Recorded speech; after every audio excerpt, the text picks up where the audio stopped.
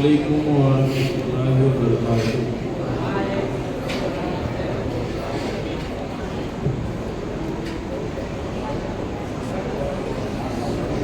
الحمد لله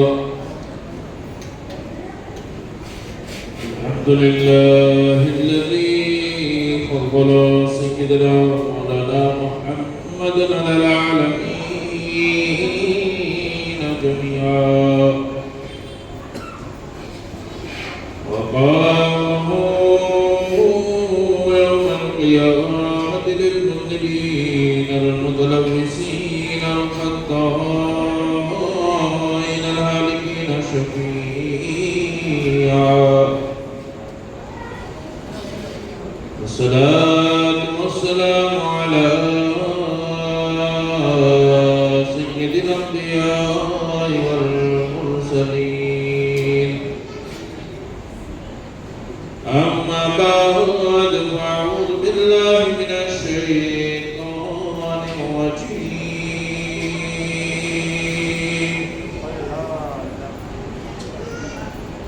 بسم الله الرحمن الرحيم.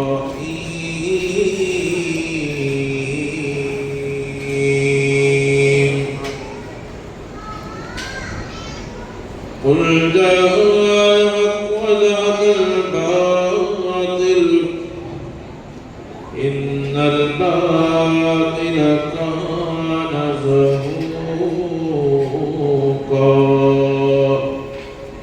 صدق الله مولانا العظيم وصدق رسوله النبي الكريم، ونحن على ذلك لمن الشاهدين والشاكرين، والحمد لله رب العالمين.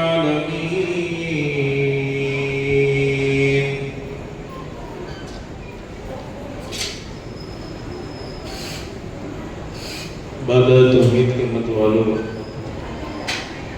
شمع رسالت کے پروانوں، غوث و خواجہ رضا کے جاننے والوں، آج ہم سب یہاں ذکر شہید کربلا سننے اور سنانے کے لیے یہاں جمع ہوئے ہیں۔ اللہ تعالیٰ ہم سب کی حاضری کو قبول فرمائے۔ آئیے کچھ عرض و معروف سے پیش کر ہم اور آپ مل کر سب سے پہلے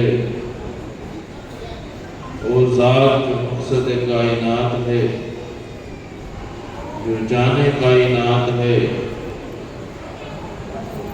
وہ ذات جن کے صدقے میں میرے رب نے ساری کائنات کو وجود بخشا، جو ہر عالم کے لیے رحمت ہے، وہی ذات جن کے بارے میں اعلیٰ حضرت کہتے ہیں کہ ہم یہاں سے پکارے وہاں ہو سنے، وہی ذات مقدس جن کے بارے میں اعلیٰ حضرت کہتے ہیں کہ اور کوئی غیب کیا تم سے نہاں ہو بھلا، وہی ذات مقدس جس کے بارے میں میرے امام کہتے ہیں سرور کہوں کہ مالک و مولا کہوں تجھے، وہی ذات بابرکت کے بارے میں امام کہتے ہیں ان کی مہک نے دل کے گنچے کھلا دیے ہیں۔ آئیے اسی ذات مقدس کی بارگاہ میں بآواز بلند درود پاک کا نذرانہ پیش کرے، پڑھے بلند آواز کے ساتھ اللہم صلی علی سیدنا و مولانا محمد وعلی آلہ واصحابہ وبارک وسلم۔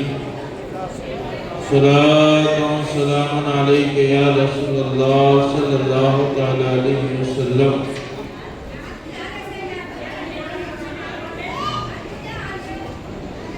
ادھر کافی جگہ ہے، یہاں راستے میں نہ بیٹھے تاکہ آنے والے دوسرے حضرات کو بھی تکلیف ہوگی۔ ادھر کافی جگہ ہیں، آپ یہاں آ جائیں۔ اور میں سب سے کہوں گا کہ شور نہ کرے، محفل حسین ہے، یہ مارکیٹ نہیں ہے کہ آپ شور شرابہ کریں۔ جس جگہ پر ہم بیٹھے ہیں، کہاں بیٹھے ہیں، کیا سننے کے لیے بیٹھے ہیں، اس کا بھی لحاظ کریں، اس کو بھی دھیان میں رکھیں۔ دیکھیں ایک شور ختم نہیں ہوا کہ دوسرا شور کیا کریں۔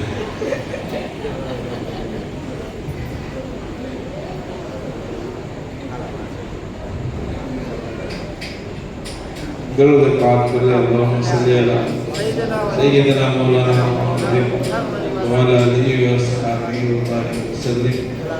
صلاۃ و سلام علیک یا رسول اللہ صلی اللہ علیہ وسلم۔ آئیے نعت پاک کے دو تین شعر پڑھتے ہیں تاکہ کچھ ماحول ٹھیک بن جائے۔ صلی اللہ علیہ یا رسول اللہ وسلم علیک یا حبیب اللہ۔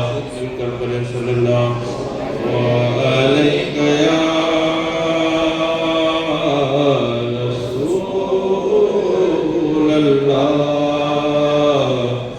وسلم علیک یا حبیب اللہ۔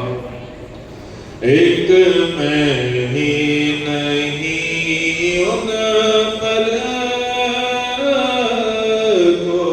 قربان زمانہ ہے، ایک میں ہی نہیں ان پر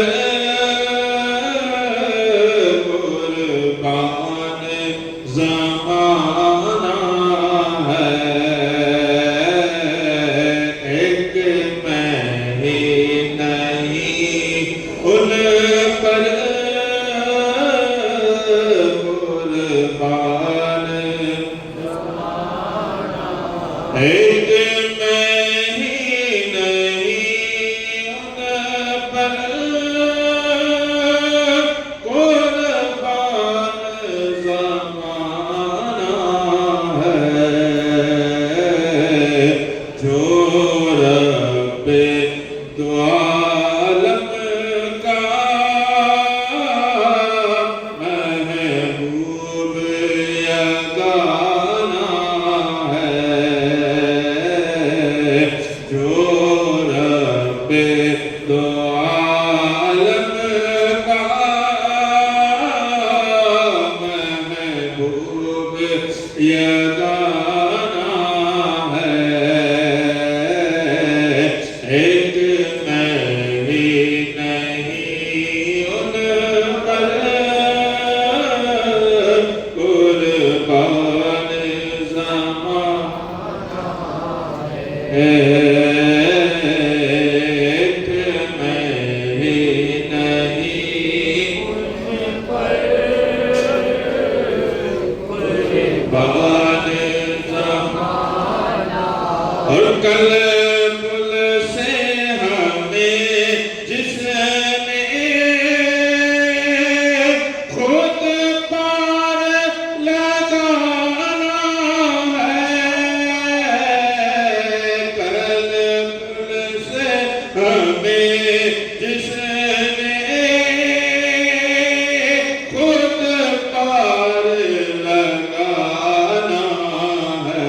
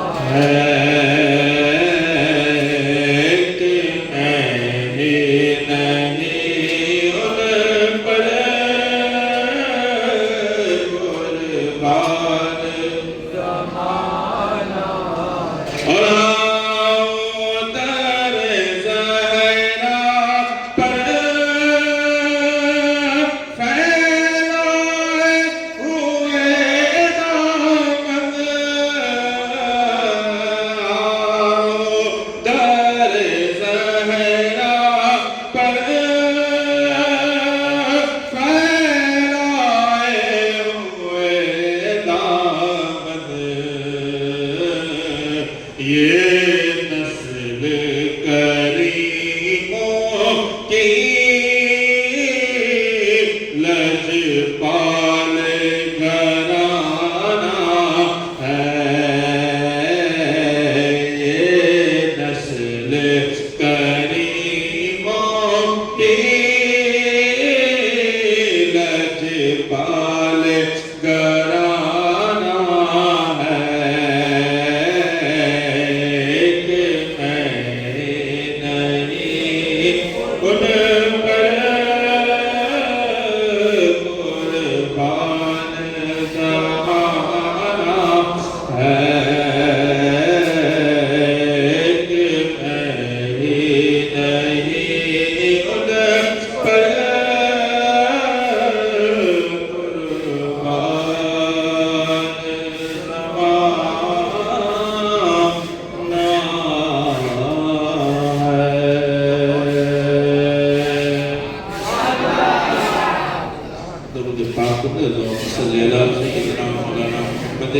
وعلى آله وأصحابه وبارك وسلم صلاة والسلام عليك يا رسول الله صلى الله تعالى عليه وسلم. حضرات محترم، ذکر امام حسین رضی اللہ تعالیٰ عنہ کی یہ محفل ہمارے لیے بہت کچھ لے کر آتی ہے، جس کے اندر ہمارے لیے زندگی گزارنے کا طریقہ بھی ہوتا ہے. امام حسین کی محفلیں سن کر ہم اپنے آپ کو اللہ کے عذاب سے کیسے بچانا ہے یہ بھی ہمیں پتہ چلتا ہے. امام حسین کی محفلیں سن کر ہمیں اپنے ایمان کو کیسے بچانا ہے یہ بھی ہمیں پتہ چلتا ہے. اور امام حسین کی محفلیں سن کر ہمیں دنیا اور آخرت میں کیسے کامیاب ہونا ہے یہ بھی ہمیں پتہ چلتا ہے. اس لیے کہ یہ محفلیں ہمیں بہت کچھ سکھاتی ہے. محفلوں کا صرف یہی مقصد نہیں ہے کہ کربلا کی داستان میں سنلے، نہیں، داستان ضروری ہے، بے حد ضروری ہے، لیکن کربلا کی داستان کے ساتھ ساتھ امام حسین کا پیغام اور امام حسین کی زندگی کے بارے میں جاننا بھی بڑا ضروری ہے. اس لیے کہ ہمیں ان محفلوں کے اندر یہی سب پتہ چلتا ہے کہ زندگی کیسے گزاری اور ہماری زندگی کا حال کیا ہے. یہ محفلیں امام حسین کے ذکر کی صرف اور صرف کوئی رسم اور رواج کے طور پر نہیں ہوتی، بلکہ اگر آسان لفظوں میں کہہ دوں تو یہ محفلیں ہمیں حسینی بنانے کے لیے ہوتی ہیں. یہ محفلیں ہمارے ایمان کو زندگی دینے کے لیے ہوتی ہے. یہ محفلیں ہمارے ایمان کو تازگی دینے کے لیے ہوتی ہے. اور یہ کہوں تو بھی غلط نہ ہوگا کہ یہ محفلیں ہماری آنے والی نسل کو پتہ چلے کہ ہاں ہمارے مذہب میں ایک ایسی ہستی بھی تھی جسے دنیا حسین علیہ السلام کہتی ہے. ہماری نسلیں بھی جانے ان محفلوں کے ذریعے کہ وہی ذات تھی سجدے میں جا کر اپنے سر کو کٹا دیا. وہی چھوٹا سا بچہ بھی اگر اس پیغام کو سمجھ جائے. آج ذکر حسین کی محفلیں شروع ہوتی ہیں اور جیسے ہی محرم کا چاند نظر آتا ہے چھوٹے سے بچوں کی زبان کے اوپر یا حسین کے ترانے جاری ہو جاتے ہیں. آپ دیکھیں ہمارے گھر کا بچہ ماہ محرم کی نیازوں کی تیاری کرنے لگتا ہے. سب کی عقیدت اور سب کی محبتیں اپنے اپنے حساب سے سب امام حسین کی محبتوں کا نذرانہ پیش کرتے امام کی بارگاہ کے اندر. لیکن میں آپ کو بتاؤں آج چلو چھوٹے سے بچے کو آخر کیا سمجھ میں آئے گا، وہ کیوں جانتے اسے ذکر حسین کرنا کس نے سکھایا ہے. چھوٹا سا بچہ یا حسین کیوں کر رہا ہے، وہ امام حسین کی نیاز کی تیاری کیوں کر رہا ہے؟ 4 اور 5 سال کا بچہ محرم کا مہینہ آتے ہی وہ حسینی رنگ کے اندر کیوں ڈھل جاتا ہے؟ آپ کو پتا ہے کہ اس لیے کہ یہ ساری کی ساری ماحول کی برکتیں ہوتی ہیں۔ ساری کی ساری برکتیں کس کی ہوتی ہے؟ زور سے بولیے، کس کی برکتیں ہوتی ہے؟ آسان لفظوں میں اگر سمجھاؤں آپ کو کہ ذکر حسین کی محفلیں نہ ہوتی تو ہمارے بچے، ہمارے گھر کے بچے یا حسین کہتے نظر آئیں گے؟ نظر آئیں گے؟ نہیں۔ ذکر حسین کی محفلیں نہ ہوتی تو کیا ہمارے گھروں کے اندر امام حسین کی بارگاہ میں فاتحہ ہوتا؟ نہیں ہوتا۔ امام حسین کی یہ محفلیں نہ ہوتی تو آپ مجھے بتاؤ کیا ہمارا بچہ چاند دیکھتے ہی حسینی رنگ میں رنگ جاتا ہے؟ نہیں۔ یہ ساری کی ساری جو برکت یہ محفل کی ہوتی ہے، اور میں یہ کہہ دوں تو آپ اس کو اچھی طرح سے دھیان سے سنیں اور اس بات پر عمل کر لیں کہ یہ جو محرم کے مہینے میں ہمارے امام حسین کی بارگاہ کے اندر محبت پیش کرنے کے الگ الگ طریقے ہوتے ہیں۔ کوئی نیاز کے ذریعے محبت پیش کرتا ہے، کوئی شربت کے ذریعے محبت پیش کرتا ہے، کوئی منقبت پڑھ کر محبت پیش کرتا ہے، الگ الگ طریقے سے محبت پیش کرتا ہے۔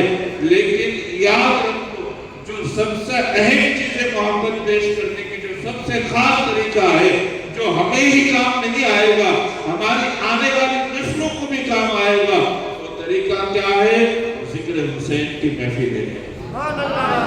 وہ کیا ہے؟ ذکر حسین کی، یہ ذکر حسین کی محفل ہے۔ تو اصل چیز کیا ہوئی؟ امام حسین کی بارگاہ میں خراج پیش کرنے کے لیے یہ ذکر حسین کی محفل ہے۔ یہ بڑی خاص چیز ہے۔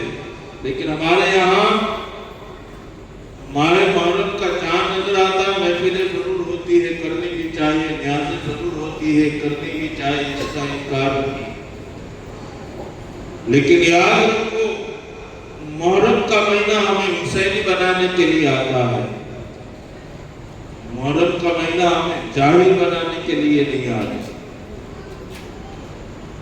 محرم کا مہینہ ہمیں ایمان والا بنانے کے لیے آتا ہے، بے ایمان بنانے کے لیے، بولیے، بے ایمان بنانے کے لیے نہیں آتا۔ محرم کا مہینہ ہمیں ثواب کمانے کے بہانے دیتا ہے، عذاب دینے کے لیے نہیں آتا۔ تو اب آپ دیکھیں محرم کے مہینے میں ہمارا طریقہ کیا ہوتا ہے؟ نیاز حق ہے، شربت پلانا حق ہے، محفلیں کرنا حق ہے، تقریریں کرنا ضروری ہے، منقبتیں پڑھنا ضروری ہے، لیکن اس کے ساتھ ساتھ ہم کچھ جاہلیت کی طرف بھی بڑھتے ہیں۔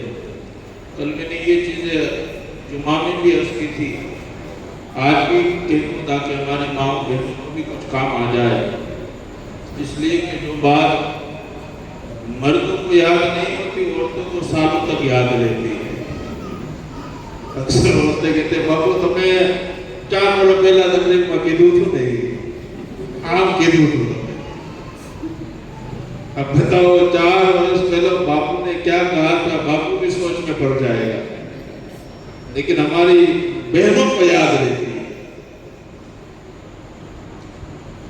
مرد کو اتنا یاد نہیں رہتا، اتنا زیادہ عورتیں یاد رکھتی۔ اس لیے عورتوں کے لیے یہ بات کہہ دوں کہ دیکھیں محرم کا مہینہ ہمیں ایمان والا بنانے کے لیے آتا ہے، کہیے سبحان اللہ۔ کیا بنانے کے لیے آتا ہے؟ حسینی بنانے کے لیے آتا ہے۔ کیا بنانے کے لیے آتا ہے؟ حسینی بنانے کے لیے۔ اب ہمارا کام کیا ہوتا ہے پتہ؟ محرم کے اندر منتیں ایسی رکھتے ہیں کہ جس کا کوئی اثر نہیں۔ محرم کے مہینے میں ہماری منتیں کیا ہوتی ہے آپ کو پتا ہے؟ کہ 10 دن تک دوسرے کے گھر کا مانگ کر کھاؤں گا، ہوتی ہے کہ نہیں؟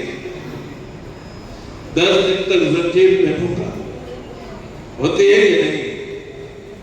اور کیا ہوتا ہے؟ 10 دن تک چپل نہیں پہنوں گا، ہوتا ہے کہ نہیں؟ اور کیا ہوتا ہے؟ کوئی कपड़ों की भी मन्नतें रखता है अलग अलग कलर की, और न जाने और बहुत सारी रस्म रिवाज है। कोई भाई घर में अच्छा खाना नहीं बनेगा 10 दिन तक, ये भी होता है कि नहीं? कोई कहता है भाई गद्दे और पलंग पर नहीं सोऊंगा 10 दिन तक, ऐसी भी मन्नतें रखते हैं कि नहीं? रखते हो होता है कि नहीं? आप नहीं रखते यार, लेकिन बहुत सारे लोग रखते हैं ऐसी चीजें। लेकिन आओ इस्लाम के बारे में हम जानें, इसलिए कि मेरे हुसैन ने हमें इस्लाम दिया है। मेरे हुसैन ने हमें जाहिल नहीं बनाया, मेरे हुसैन ने हमें इस्लाम की जानकारी दी है, इस्लाम का इल्म दिया है। यजीद से इमाम हुसैन की जंग यही थी कि यजीद जाहिलियत फैलाना चाहता था, अपने तरीके को अपने मन के मुताबिक इस्लाम के तरीके को पेश करना चाहता था। लेकिन मेरे हुसैन ने कहा नहीं, तरीका तो वही चलेगा जो मेरे मुस्तफा ने दिया है, तरीका तो वही चलेगा जो कुरान ने दिया है, तरीका तो वही चलेगा जो मेरे खुदा ने दिया है। अब इमाम हुसैन ने हमें हकीकत में क्या बनाया है? हकीकत में इमाम हुसैन ने हमें इस्लाम का सही रास्ता बताया है, इस्लाम की सही पहचान बताया। अब ये चीजें का आज हम देखते हैं, आइए उससे इस्लाम की रोशनी में देखते क्या ये चीजें जायज है या नहीं। अब सबसे पहली चीज, क्या 10 दिन तक किसी दूसरे के घर से मांग कर खाना जायज है या नहीं? आइए इस्लाम की रोशनी में अगर देखें तो नहीं, इसकी कोई असर नहीं, ये मना है, बात जगह के ऊपर हराम भी है। अगर आप कमा सकते हो, हट्टे कट्टे हो, आपके घर के अंदर सारी चीजें मौजूद है, सब कुछ है, उसके बावजूद भी आप अगर मांग कर खाते हो तो गुनहगार हो, बहुत बड़े गुनहगार। उसके अलावा मुहर्रम के महीने में आप ये कहो कि भाई तकिए और गद्दे पर नहीं सोऊंगा, पलंग पर नहीं सोऊंगा, तो नहीं, इमाम हुसैन ने हमें मना नहीं किया, इमाम हुसैन ने हमें मना नहीं किया है। वही कहे कि भाई 10 दिन तक चप्पल नहीं पहनूंगा, तो मैं कहता हूं ऐसी मन्नतें नहीं मानो। मन्नतें मांगनी है तो ये भी मान लो कि 10 दिन तक हर दिन 2-2 रकात नफल पढ़ूंगा, है? मन्नतें मांगनी है तो ऐसी भी मांग लो कि 10 दिन तक हर रोज 1 मरतबा, 10 मरतबा, 3 मरतबा सूरह फातिहा पढ़कर इमाम को बख्श दूंगा। मन्नतें मांगनी है तो ऐसे मांग लो कि 10 दिन तक जो भी मेरी हैसियत होगी, चाहे 10 रुपये की भी मियाद लेकर इमाम के नाम से लोगों के अंदर तकसीम कर दूंगा।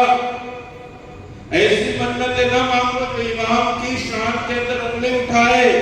आप अगर ऐसी मन्नतें मांगते कोई आपको कुछ नहीं कहेगा, उंगली मेरे इमाम की बारगाह में उठेगी, ये देखो इमाम का मानने वाला कैसी रस्में इजाद करता है, ये कैसे रिवाज को अपनाता है। तो आप तो गुनहगार होते ही हो, लेकिन इस्लाम के ऊपर भी आपके गुनाह करने की वजह से उंगली उठती है। सुन्नियत के ऊपर भी आपके गुनाह करने की वजह से उंगली उठती है। कोई क्या कहेगा, देखो सुन्नी जो चीज है नहीं वो कर रहा है, क्या कहीं मना है? कोई मना है? कहीं मना है कि आप चारपाई पर ना सो, अच्छा खाना ना खाओ, कहीं मना है? घर के अंदर मैयत हो जाए फिर भी मना नहीं है कि आप चारपाई पर न सो, है मना? नहीं। घर के अंदर मैयत हो जाए फिर भी मना नहीं है कि आप अच्छे खाने ना खाओ। कोई करीबी मर जाए फिर भी ये इस्लाम के अंदर ये नहीं कहा कि जनाजे में जाना तो बगैर चप्पल के जाना। इमाम हुसैन ने 25 हज चलकर दिए, लेकिन आपको कहीं नहीं मिलेगा कि इमाम हुसैन ने बगैर चप्पल के हज किए। आपको ये कहीं नहीं मिलेगा कि इमाम हुसैन मदीना से मक्का और मक्का से करबला गए थे तो बगैर चप्पल के गए। अरे वाकई में आपको अगर ये सब करना है तो सबसे पहले किसी आलिम से एक मर्तबा मशवरा कर ले कि क्या इस्लाम के अंदर ये चीज जायज है या नहीं। आपकी वजह से हस्तियों के ऊपर कोई उंगली उठाए, अरे कोई हमारे बाप को बुरा कहे हम बर्दाश्त नहीं कर सकते, हमारी वजह से कोई हुसैन पाक की کہے کیا ہمارا ایمان برداشت کرے گا؟ ہرگز برداشت نہیں کرے گا۔ تو میں اپنی ماں بہنوں سے خاص کہوں گا ایسا رواج ہرگز نہ اپنائیں جس کی وجہ سے پوری سنیت بدنام ہو، اہل بیت اطہار کا کنبہ بدنام ہو، وہ کربلا والے بدنام ہو، وہ امام حسین کی ذات بدنام ہو۔ ہرگز ایسا کام نہ کرے۔ کوئی بھی کام کرنے سے پہلے اپنے من سے کوئی بھی کام نہ کرے۔ سب سے پہلے اگر کوئی ایسا کام کرنا ہے تو کسی علم والے سے پوچھ لے کہ کیا ہم یہ کام کرے یا نہ کرے۔ اسلام نے جو جائز چیزیں آپ کو کہی ہے واقعی میں وہ آپ کرے۔ آپ کو کرنا ہے تو نفل پڑھیے، آپ کو کرنا ہے تو قرآن پڑھیے، آپ کو منت ماننی ہے تو اور بہت ساری جائز چیزوں کی منت ہو سکتی ہے، آپ مانیے۔ ایسی منت صرف امام کی بارگاہ میں نہیں، کسی بھی ولی کی بارگاہ میں اور کسی بھی اللہ والے کی بارگاہ میں ایسی منتیں نہیں ماننی چاہیے جس کا کوئی اسلام کے اندر جس کی اصل ہی نہ۔ اور جو میں نے آیت کریمہ تلاوت کی جس کے اندر میرا رب کہتا ہے وَقُلْ جَاءَ الْحَقُّ وَزَهَقَ الْبَاطِلُ، کہ حق آ گیا اور باطل مٹ گیا۔ اب دیکھو اللہ کے رسول تعالیٰ عالم صلی اللہ علیہ وسلم کی ذات میرے مصطفیٰ کو مذہب لے کر آئے، وہ حق تھا اور حق آیا تو باطل مٹ گیا۔ امام حسین حق کی راہ کے اوپر چلے، سچ کی راہ کے اوپر چلے، اور جو سچ کی راہ کے اوپر چلتا ہے، جو حق کی راہ کے اوپر چلتا ہے، میرا مولا اسے کامیابی دیتا ہی ہے۔ آج ہم اگر جاہلیت کو اپنائیں، جھوٹ کے راستے پر چلے، اپنے من کی کرے، تو میں کہتا ہوں کہ ہمیں ایک نہ ایک دن تو نقصان ضرور اٹھانا ہے، نقصان ضرور اٹھانا ہے، اس لیے کہ ہم نے جھوٹ کی راہ اختیار کی تھی۔ آپ مجھے بتاؤ ایک بندہ ببول کا درخت اگائے، ببول سمجھتے ہو؟ ہاں باول سمجھتے ہو؟ ببول اتنے باول کا جھاڑ کیا؟ اب بتاؤ باول کے جھاڑ کے اندر کیا آتا ہے؟ کانٹے آتے ہیں۔ اب کوئی بار باول کا جھاڑ یہاں اگا دے اور یہ راہ دیکھے انتظار کرے کہ اس میں کیری آئے گی، تو بتاؤ آئے گی تو آنے والی ہے؟ ہرگز نہیں آئے گی۔ اور وہ سالوں سال اسی وہاں ڈال کے بیٹھا رہے، ابھی کیری آئے گی، ابھی کیری آئے گی، تو بتاؤ آنے والی ہے؟ کیا آئے گا باول کے جھاڑ کے اندر؟ اس لیے کہ اس نے جھاڑ ہی باول کا بویا ہے، تو کیا آئے گا؟ اب یہی ہم گناہ کرے، جاہلیت ہم کرے، سب ہم کرے، اور پھر ہم کہیں نہیں کامیابی مل جائے، تو بتاؤ ملے گی؟ پہلے سے کام ہی ہم نے ایسے کیے ہیں کہ ہم نے جھوٹ کی راہ اختیار کر لی، باطل کی راہ پر چل گئے، حق کی راہ کو کبھی نہ اپنایا، سچ کی اوپر کبھی نہ چلے، نہ سچ بولا نہ سچ کی راہ اختیار کی، ہم نے ہر وقت کی راہ اختیار کی، تو بتاؤ کیا ملے گا؟ نقصان کی سوا کچھ ملنے والا ہے؟ کچھ ملنے والا ہے۔ امام حسین نے 22,000 یزیدیوں کے سامنے خطبہ دیا تھا، بڑا لمبا خطبہ ہے، لیکن اس خطبے سے صرف میں ایک ٹکڑا آپ کو سمجھاؤں۔ اس خطبے کا ایک ٹکڑا یہ تھا، امام حسین نے اس خطبے کے اندر کہا تھا کہ یزیدیوں، میں نے بچپن سے، امام حسین کہتے ہیں کہ میں حسین ابن علی، میں نے بچپن سے کبھی جھوٹ بولا ہی نہیں۔ تو یہ سبحان اللہ، میں نے بچپن سے کبھی جھوٹ بولا ہی نہیں، اس لیے کہ رب نے قرآن میں فرما دیا ہے جھوٹوں پر اللہ کی لعنت ہوتی ہے، تو حسین ابن علی نے کبھی جھوٹ بولا ہی نہیں۔ تو بتاؤ سچا حسینی کون ہے؟ جو سچ ہے اور سچ کی راہ کے اوپر چلنے والا ہے، سچ بولے اور سچ کی راہ کے اوپر چلنے والا ہے۔ اب بتاؤ اب ہمارا حال کیا ہے؟ ہم نے تو کھوٹا ہی کیا اور کھوٹا بولنے والے ہیں۔ کہاں سے اپنے آپ کو حسینی کہے؟ یاد رکھو سچ کی برکتیں بہت زیادہ ہے، اور جھوٹوں کے اوپر اللہ کی لعنت، اور لعنت ہی نہیں، جھوٹ ذلیل کرنے والا ہے۔ جھوٹ انسان کے وقار کو ختم کرنے والا ہے، جھوٹ انسان کی عزتوں کو کم کرنے والا ہے۔ میرے حسین نے کبھی بھی جھوٹ نہیں بولا ہے، راہ بھی سچ کی اختیار کی، اور زندگی میں جب بھی کوئی کام کیا ہے تو حق کے ساتھ کام کیا ہے۔ اس لیے کہ اللہ قرآن میں کہتا ہے کہ حق جو ہے آ گیا ہے، باطل مٹ گیا، اس لیے کہ باطل مٹنے ہی والا تھا۔ اور رات محترم آج ہم کام ایسے کرے کہ جو ایسے کام ہو، جو جھوٹ ہو، جو سچ کی راہ سے ہٹانے والے ہو، واقعی میں ایسے کام کو ہمیں چھوڑ دینا چاہیے۔ اب آئیے دیکھیں آپ کہ ہمارے بزرگوں نے کیسے کام کیا ہے۔ امام حسین علیہ السلام نے ہمارے میرے آقا صلی اللہ علیہ وسلم کے طریقے کو دیکھ کر زندگی گزاری۔ سیدنا ابوبکر صدیق کی زندگی تھی امام حسین کے سامنے، فاروق اعظم کی زندگی تھی امام حسین کے سامنے، عثمان غنی کی زندگی تھی امام حسین کے سامنے۔ اس لیے میرے حسین نے کبھی بھی جھوٹ کا ساتھ نہیں دیا، ہر حق کی راہ کے اوپر چلے اور حق کا ساتھ دیا۔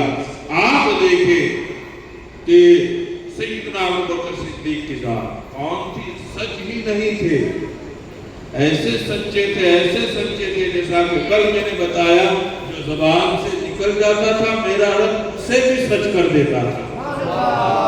اور فاروق اعظم کی ذات کون تھی؟ جن کی شان کا عالم یہ تھا فاروق اعظم کی، کہ جنہوں نے اپنے دور حکومت کے اندر تقریباً کئی ملکوں کے اندر اسلام کے پرچم کو لہرا دیا تھا۔ اور کون مرد کہ جن کی شان کا عالم یہ ہے کہ فاروق اعظم رضی اللہ تعالیٰ عنہ، کہ میرے آقا صلی اللہ علیہ وسلم جس کے گھر دلہا بن کر جائے اس ذات کو سیدنا فاروق اعظم کہتے ہیں۔ ذات محترم آپ دیکھیں یہ ذاتیں کون تھی؟ سیدنا عثمان غنی کی آپ معمولی نہ سمجھیں، جنہوں نے بڑی قربانیاں دے کر اسلام ہم تک پہنچایا۔ سیدنا عثمان غنی جب انہوں نے اسلام قبول کیا، ان کے چچا نے بڑی تکلیفیں دی، بڑا ستایا انہیں، ایک کمرے میں بند کر دیا، کہا عثمان مصطفیٰ کے دین کو چھوڑتا ہے، محمد کا دامن چھوڑتا ہے؟ عثمان نے کہا نہیں۔ اس کے چچا نے کہا عثمان ابھی تو بند کیا تھا، کھانا بند کر دوں گا، کہا منظور ہے، کھانا بند ہوا۔ کہا عثمان اب نبی کے دامن کو چھوڑتا ہے؟ کہا نہیں۔ کہا عثمان ابھی تو کمرے میں بند کیا تھا، کھانا بند کیا تھا، اب مجھے سزا ہے۔ عثمان غنی کو باندھ دیا، کہا عثمان اب چھوڑتا ہے نبی کے دامن کو؟ کہا اب بھی نہیں چھوڑوں گا۔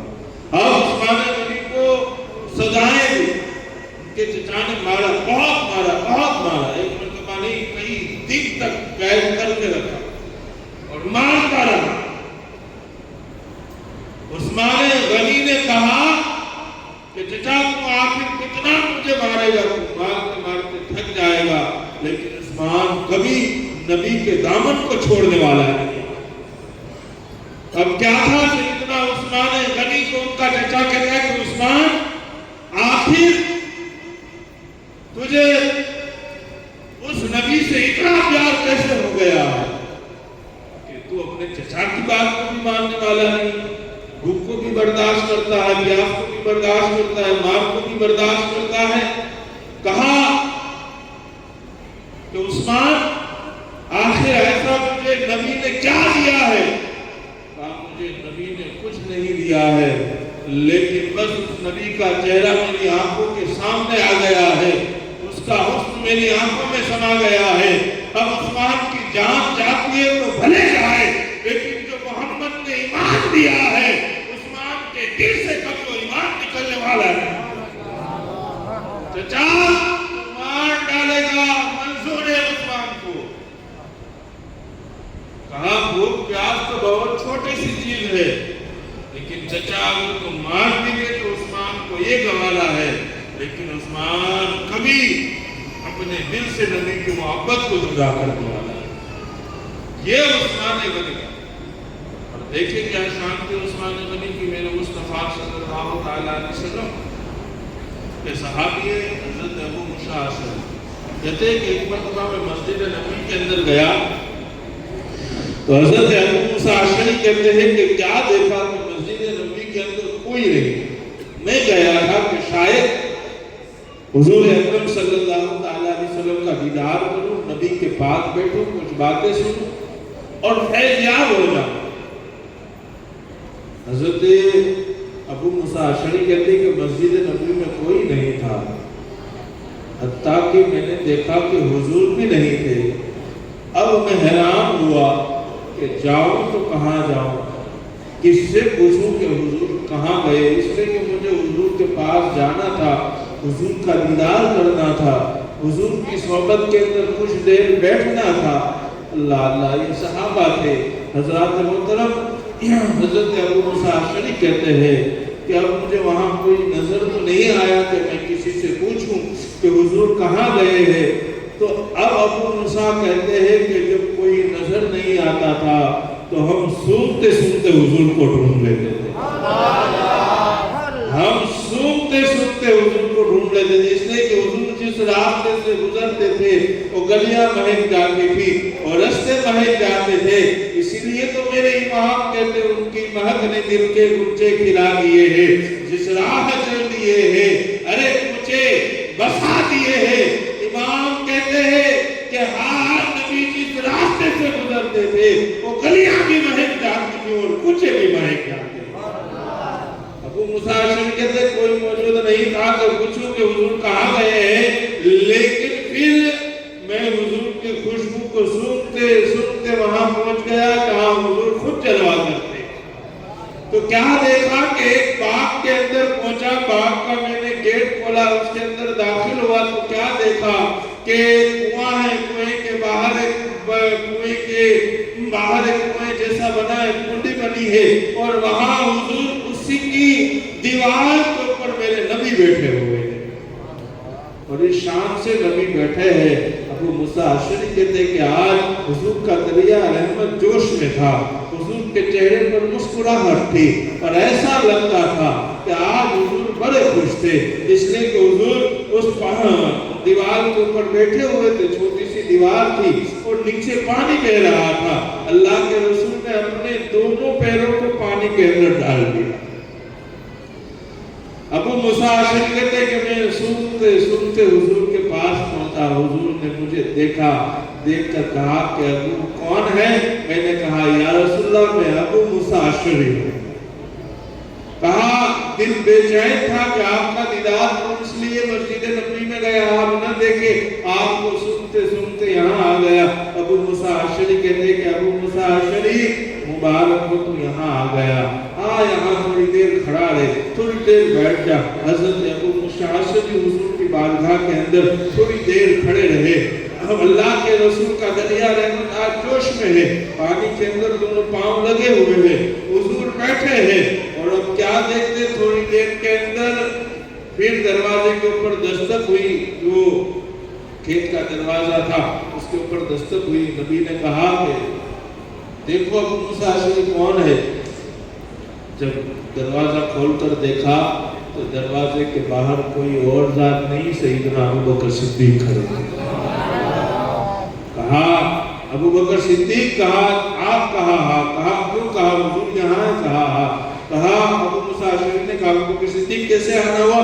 کہا مسجد نبوی میں گیا تھا حضور کا دیدار کرنے کے لیے، حضور وہاں موجود نہیں تھے تو سونگتے سونگتے پھر یہاں آ گیا، سونگتے سونگتے ارے میں یہاں پہنچ گیا۔ حضور نے کہا میں حضور سے ملنا چاہتا ہوں۔ ابو موسیٰ اشعری کہتے ہیں کہ ابو بکر تھوڑی دیر کھڑے رہو، میں حضور سے پوچھ لوں، حضور اجازت دے تو اندر آ جاؤ۔ ابو موسیٰ اشعری کہتے ہیں کہ یا رسول اللہ آپ کے خاص دوست سیدنا ابو بکر صدیق آئے۔ میرے آقا کہتے ہیں دریا رحمت جوش میں تھا۔ کہا ابو موسیٰ اشعری جاؤ ابو بکر کو کہو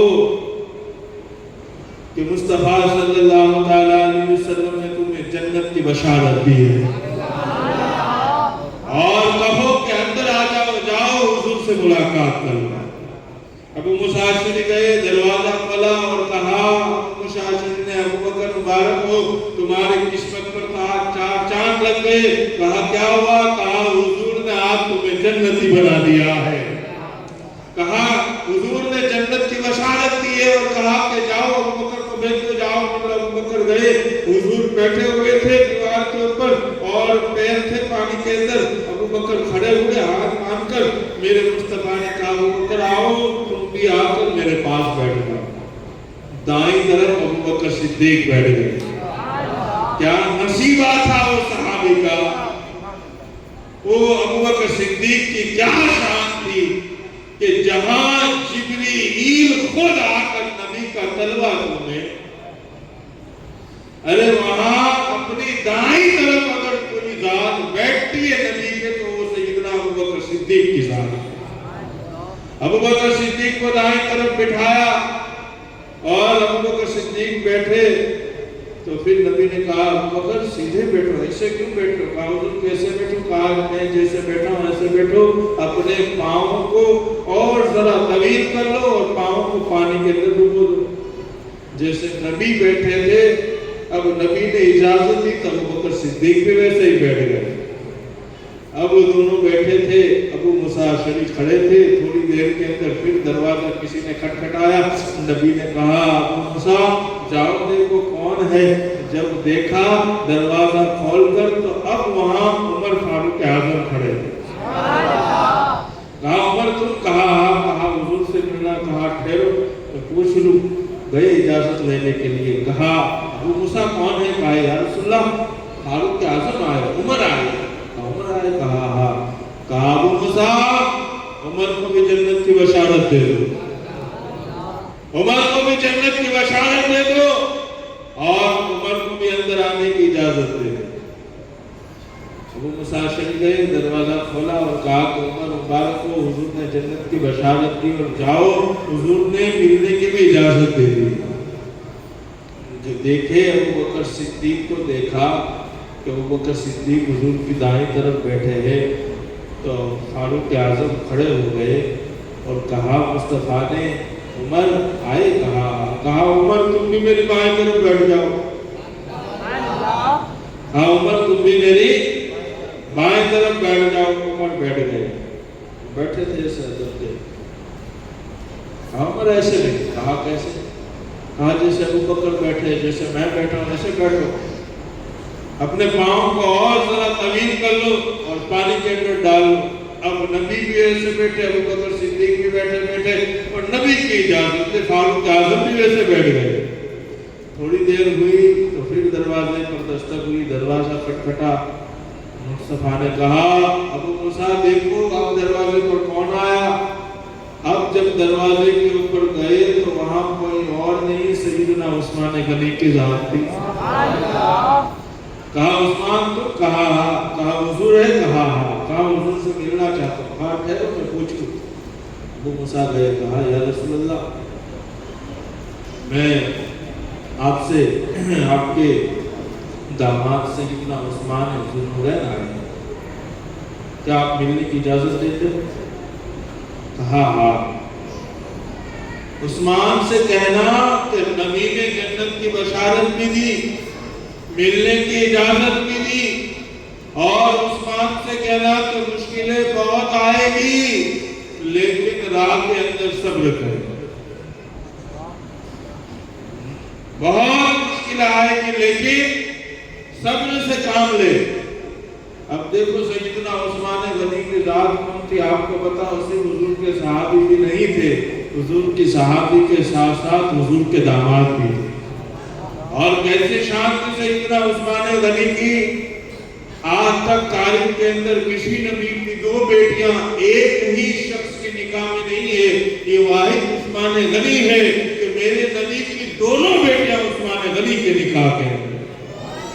اسی لیے انہیں کیا کہا جاتا ہے؟ عثمان غنی کے ساتھ ساتھ ذو النورین، دو نور والا۔ کیا کہا جاتا ہے؟ دو نور والا ہے۔ ایک اور بات یاد آ گئی، آپ سبحان اللہ کہہ دو تو حضرت اسامہ ابن زید جو حضور کے صحابی، وہ کہتے ہیں کہ ایک مرتبہ اللہ کے رسول تاجدار عالم صلی اللہ علیہ وسلم نے کسی کام سے مجھے بھیجا کہ اے اسامہ جاؤ اور جا کر میری بیٹی حضرت رقیہ کے گھر جاؤ، یعنی حضرت عثمان غنی کے گھر جاؤ۔ حضرت اسامہ کہتے کہ میں گیا، جو کچھ بھی کام تھا وہ کام کر کے میں واپس حضور کی بارگاہ کے اندر آیا۔ جب حضور کی بارگاہ کے اندر آیا، حضور نے پوچھا اے اسامہ آ گئے عثمان کے گھر سے؟ کہا عثمان کے گھر گئے تھے؟ کہا جو کام کہا تھا ہو گیا؟ کہا حضور کام کر دیا۔ کہا اسامہ عثمان غنی کے گھر گئے تھے، وہاں تم نے کیا دیکھا؟ وہاں تم نے کیا دیکھا؟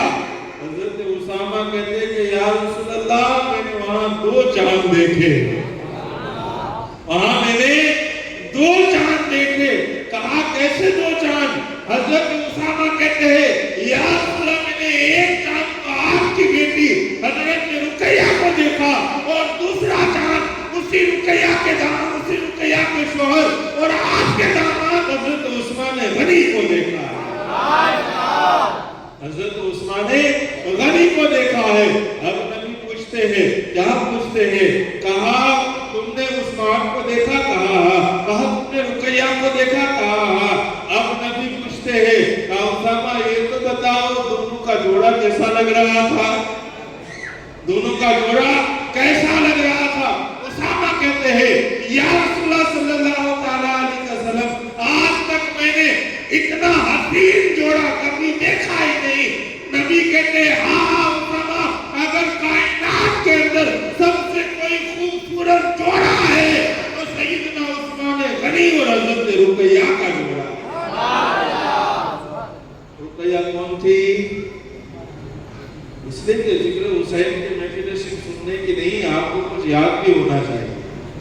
کون تھی حضرت رقیہ؟ میرے نبی کی بیٹی۔ کون تھی؟ میرے نبی کی چار بیٹیاں، حضرت زینب، حضرت رقیہ، حضرت ام کلثوم اور آخری بیٹی حضرت فاطمہ الزہرا۔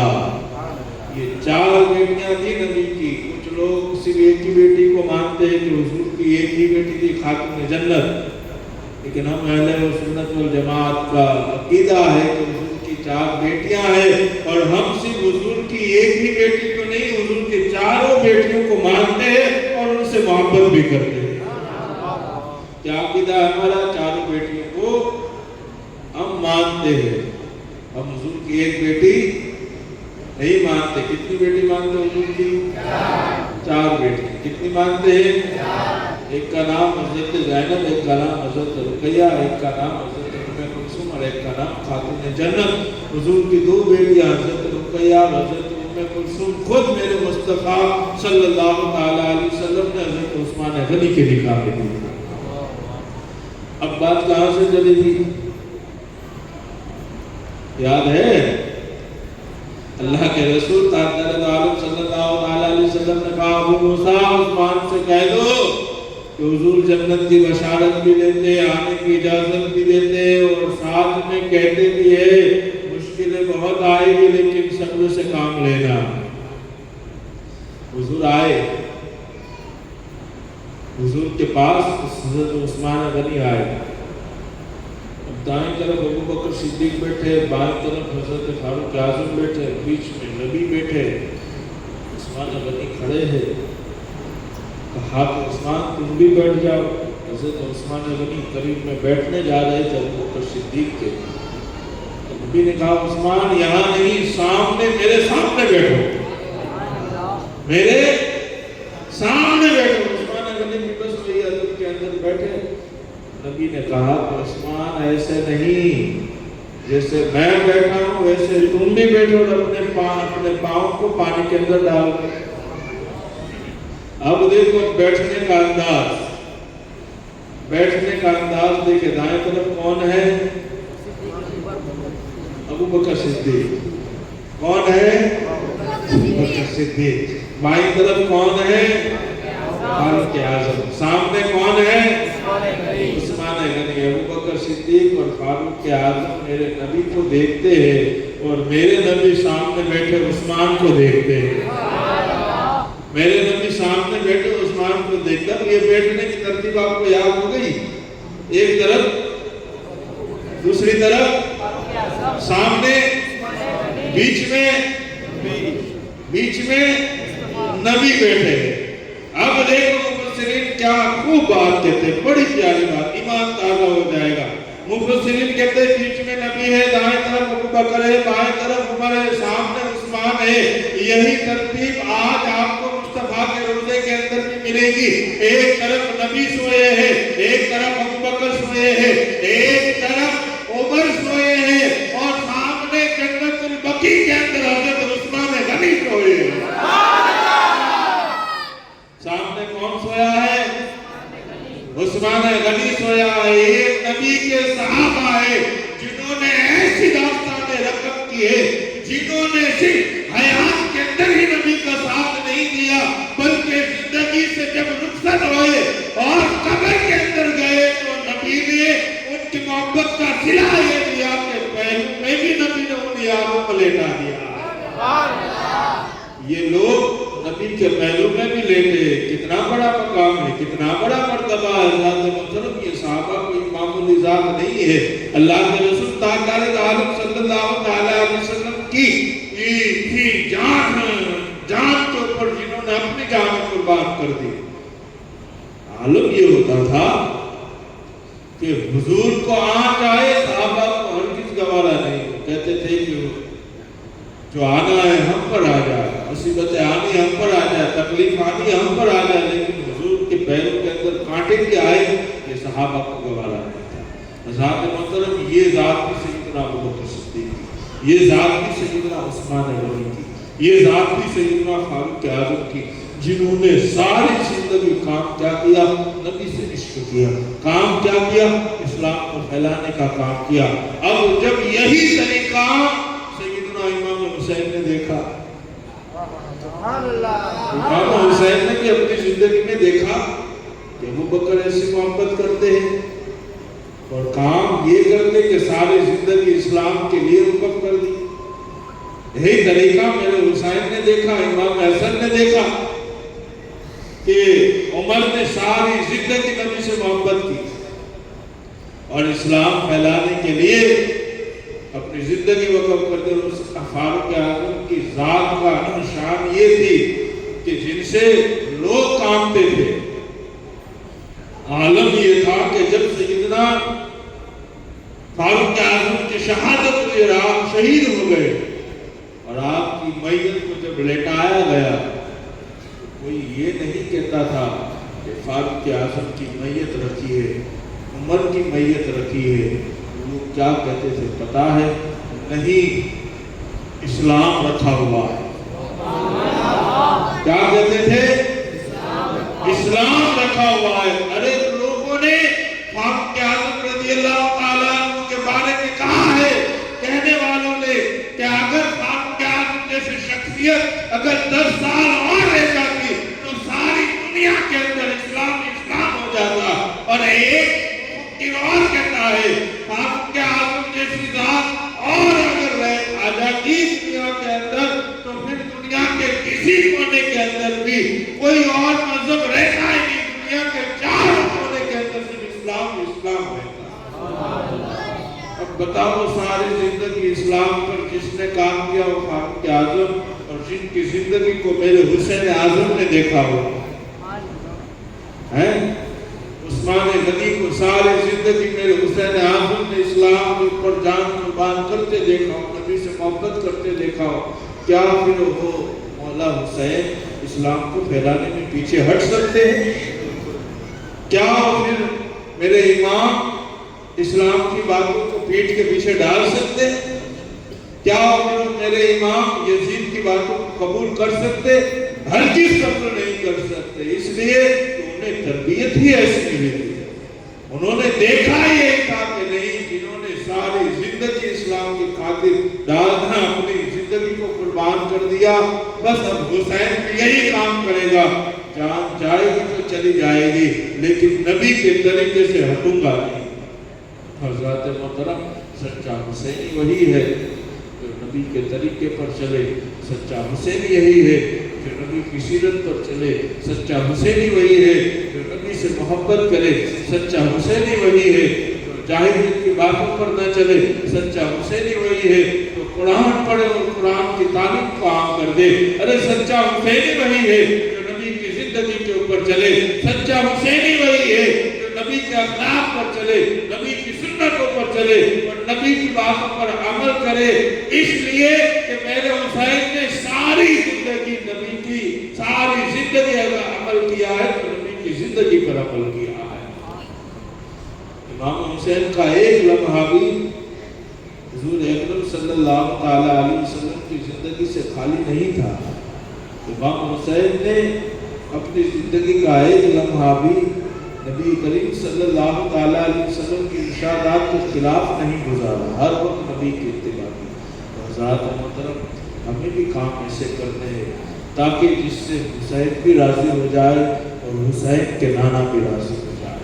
अगर आज हमने वाकई में ऐसे काम कर लिए जिससे सही मानों में इस्लाम की तबलीग हो, सही मानों में ये कहा जाए हाँ ये इस्लाम काम है, वाकई में नबी की सीरत पर चलकर अपनी ज़िंदगी पर हमने अमल कर लिया, तो ये अमल करना सिर्फ हमारे काम नहीं आएगा, हमारी आने वाली नस्लों के भी काम आएगा, हमारी आने वाली नस्लों के भी काम आएगा। इसलिए एक बहुत ख़ास चीज़ की ज़रूरत है, आज हम ज़िंदगी ज़रूर गुजारें, लेकिन उसके साथ साथ हमारा अखलाक, हमारी आदतें ऐसी हो कि कोई हमें देखकर ये ना कहे इसकी आदतें तो हुसैन के दुश्मनों की है, बल्कि हमारी आदतों को देखकर ये कहे कि अरे जिसकी आदतें इतनी अच्छी हो वो हुसैन कितना अच्छा होगा, इस हुसैन के गुलाम की आदतें इतनी अच्छी हो और हुसैन कितना अच्छा होगा। हज़रत मोहतरम बस अपने आप को सही मानों में सच्चा हुसैनी बनाए, सच्चा आशिक़ रसूल बनाए, सहाबा का सच्चा मानने वाला बनाए, गुलाम अहले बैत बनाए। बस इसी के ऊपर हमें चलना है। बस मैं अपनी गुफ्तगू को यहीं ख़त्म करता हूँ। अल्लाह की बारगाह में दुआ है अल्लाह ताला हम सबको इन बातों पर अमल करने की तौफीक अता फरमाए। आइए सलाम के लिए खड़े।